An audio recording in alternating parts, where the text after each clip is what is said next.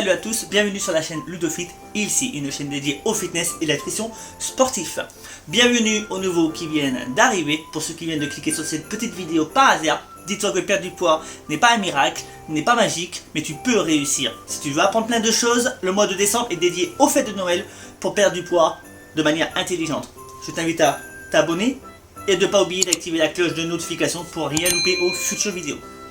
Réapprends à cuisiner, car la cuisine est bien mieux soi-même que tout fait. Évite les fast-food, évite les plats industriels, évite tout ce qui est plat tout préparé. Parce que si tu veux perdre du poids, la première chose, c'est de cuisiner soi-même. Prends le temps de cuisiner, réhabitue-toi à prendre le plaisir de cuisiner. Premier conseil, un autre que je peux te donner pour la cuisine, achète toi-même les produits bruts et cuisine-les toi-même. Pourquoi?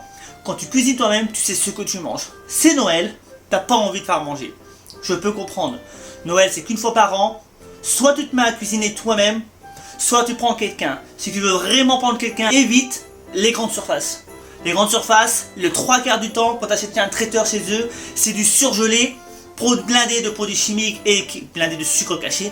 Si tu veux grossir, c'est la meilleure façon de grossir. Évite les plats tout faits, parce que la plupart du temps, c'est blindé de sucre, de mauvaise graisse, de mauvais... Enfin, il y a tellement de saloperies que je pourrais même pas les citer en une vidéo. Essaye au pire des cas d'aller voir un traiteur qui lui te fera les produits avec des vrais produits bruts qui t'a payé un tout petit peu plus cher. Mais au moins tu auras des produits qui t'éviteront de grossir encore plus que ce que tu n'as pas envie de faire. Tu n'as pas envie de grossir pendant Noël, bah donne-toi les moyens déjà de pouvoir perdre de poids. Si tu n'as pas envie d'en prendre, bah donne-toi les moyens de réussir. Si bien sûr tu ne peux pas faire de dessert, au pire va à la boulangerie. Eux, ils ont de quoi faire. Ils ont des bonnes pâtisseries. Tu essaies de faire en sorte de prendre un dessert avec du sorbet par exemple. Si tu veux éviter de grossir, le sorbet c'est moins sucré, c'est que des fruits avec un peu de sucre. Essaie de prendre un gâteau avec le moins de sucre possible, le moins de lipides possible. Mais voilà, c'est Noël, le pire des cas, prends un dessert, fais-toi plaisir et cuisine le reste toi-même. Comme ça, tu n'es pas frustré et ni restreint de faire quelque chose que tu n'as pas envie de faire. Deuxième conseil que je peux te donner, privilégie principalement les IG bas. Les IG bas, c'est quoi? C'est un indice glycémique très bas pour éviter un trop gros pic d'insuline. Et on sait très bien que des études ont démontré que manger de la merde plusieurs fois par jour ne fait qu'aggraver ta situation sur la prise de poids. Il y a beaucoup d'études qui le démontrent. Plus ton IG est élevé, plus tu as le risque de grossir. Je ne dis pas que tu vas grossir en mangeant une pâtisserie une fois de temps en temps, ça ne va pas te tuer non plus.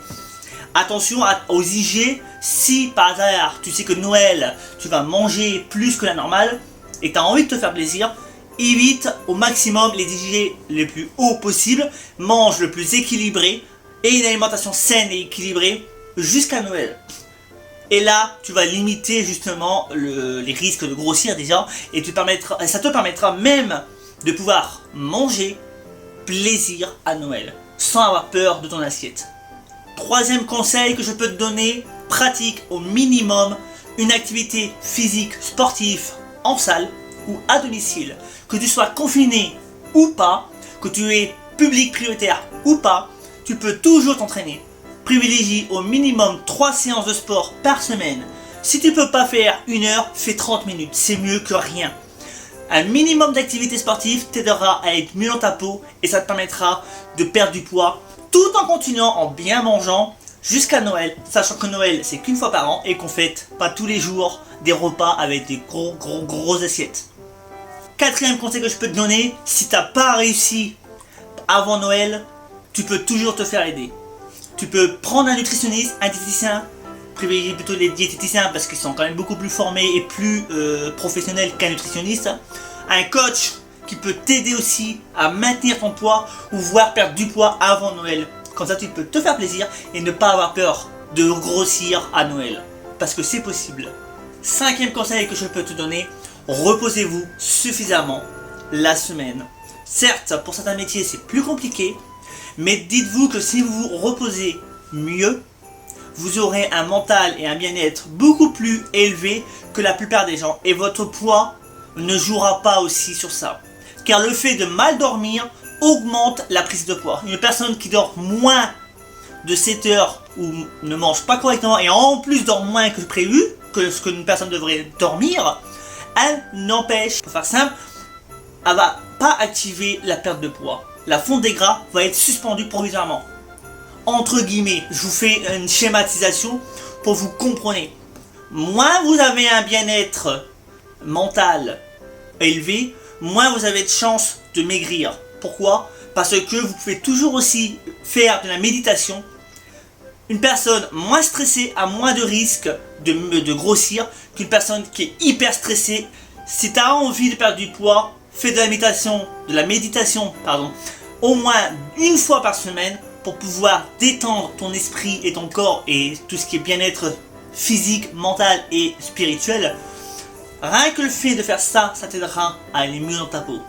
Et ça t'aidera aussi à l'avenir pour ta perte de poids. 6e conseil que je peux te donner, arrête de te trouver des excuses. Parce que la plupart des gens se trouvent des excuses. Je ne peux pas, je suis fatigué, je n'ai pas les moyens, je n'ai pas le temps.